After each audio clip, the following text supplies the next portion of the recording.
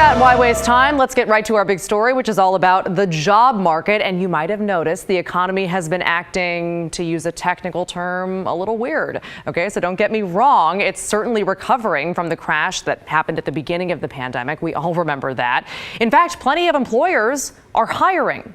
But the problem is they still, heading into fall, heading into the holidays, they still can't find workers. Let's throw some numbers at you here. In September, Oregon's unemployment rate dropped to under 5%. 5%. That's great. It's actually historically great when you look at the graph showing the unemployment rates between 1992 and 2020. But even though the unemployment rate fell, industries are having trouble hiring people. In fact, for the first 8 months of the year, Oregon added an average of 10,000 jobs per month. But in September, the state as a whole lost jobs.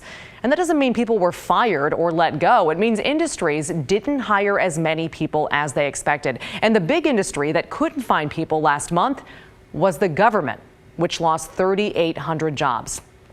The employment department says this is mostly concentrated in K through 12 schools, which are struggling to hire. Normally, actually, in the fall, they would add a bunch of jobs for the upcoming school year, but that didn't happen. Hence why we're focusing on this now. We're now in the school year. This is still a problem. And in Beaverton, for example, they are scrambling to hire substitute teachers. And now the school district is offering some big incentives for those jobs. Christine Pitawanich looked into it for us. In the Beaverton School District, there is a huge need for substitute teachers. My phone rings all the time. I'm Mayorine Kruger, and I was a teacher in the Beaverton School District until I retired 2 years ago, which was 37 years of teaching. Now Kruger is back in the classroom. The pandemic kind of spurred me to try to give back in some way. Todd and Brenda Frimith, both retired teachers, are back substitute teaching too.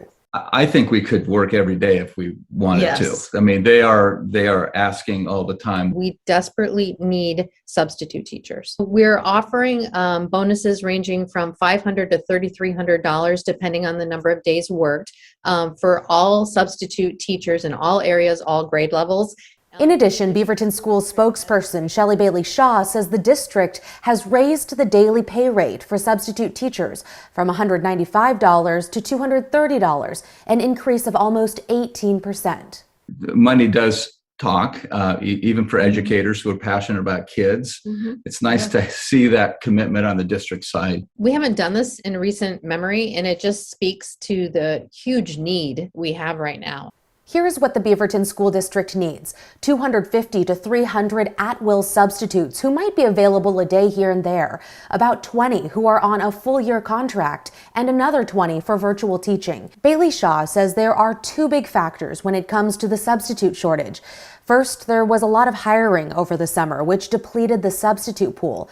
And now there's also hesitancy among retired teachers to come back during the pandemic.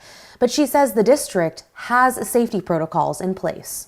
We only have about 1% of our students who are COVID positive or quarantined at this moment, and only 4 employees out of a pool of 4,600. Both Kruger and the Frimiths returned before incentives were announced and say they feel safe. They hope others decide to substitute teach. It's purposeful, meaningful work.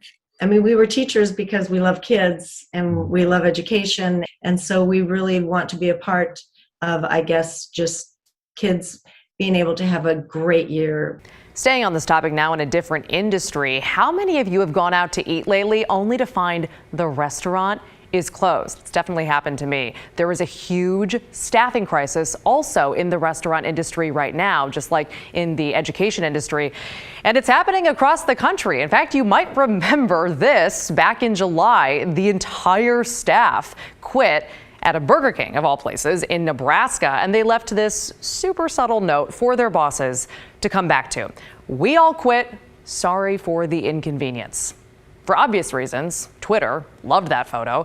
We assume their bosses did not. And the workers say they were tired, frankly, of short staffing, low pay, and dangerous work conditions. Now, here in Oregon, a similar story, minus the viral message board. The Oregon Restaurant and Lodging Association tells us that right now they need about 23,000 workers. 23,000. And that's just for the restaurants that they represent, which is not all of them. This is what we heard from restaurant owners, in fact, just last month. We have a lot of people applying that don't show up to interviews. When you get an application, you almost take the first thing you can get, because who knows when you're going to be able to get another person. Okay, so we know what some of you are probably thinking. People just don't want to work right now. They would rather live on unemployment.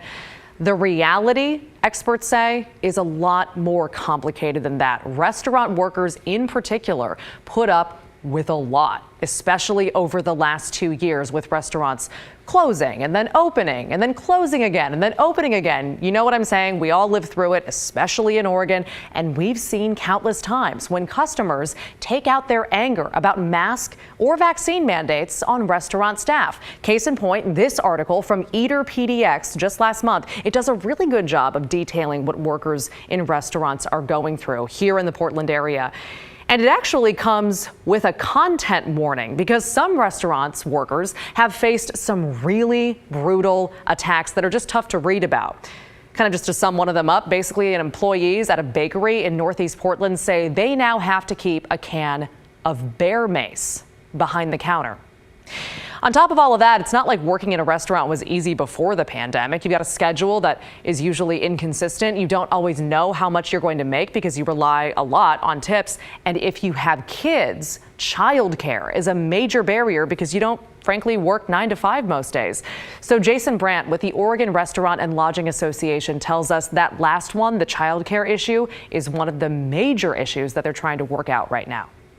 We clearly have some childcare issues across the state. It doesn't really matter what county you're in. We have an ongoing set of challenges connecting our employers with resources that are available to their employees to set up childcare for any dependents. But the reality is, I think we need to start looking at more creative solutions. Maybe there's ways to open up lodging spaces to create kind of co-op childcare facilities where we don't have enough supply. But I think all solutions, brainstorming ideas need to be on the table because it's a significant issue that needs everyone to take their seat and kind of roll up their sleeves and figure this out.